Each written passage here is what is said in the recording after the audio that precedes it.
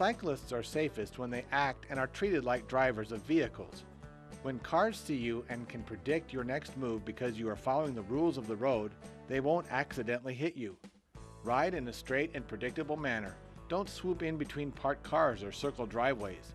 You temporarily disappear from a driver's sight, and you can get hit when you suddenly reappear.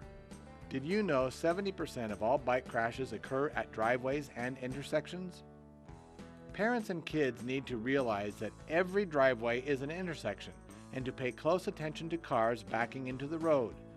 Make sure they see you or stop. Always follow the signs at an intersection. Stop signs tell you to stop, and then proceed when safe. A yield sign tells you the other road has the right-of-way and you need to wait until it is safe to proceed.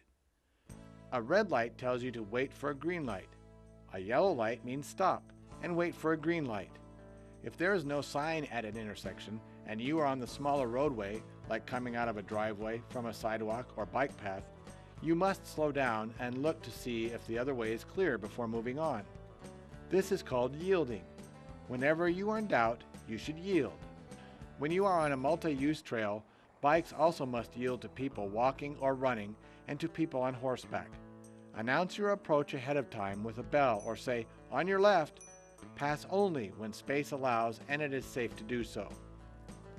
When you are riding on a bike path that crosses a road, obey all the signs and proceed across only when it is safe. Make sure you look left, right, and left again before crossing. On this bike path, cars can be turning off that road and not notice you over here on the bike path. So protect yourself and look for cars that might be turning onto the road you want to cross. Normally you have to walk your bike across a crosswalk at intersections, but you can ride your bike across a bike path crossing if it is safe and you don't have to dodge any walkers. On the road, scan behind you for traffic.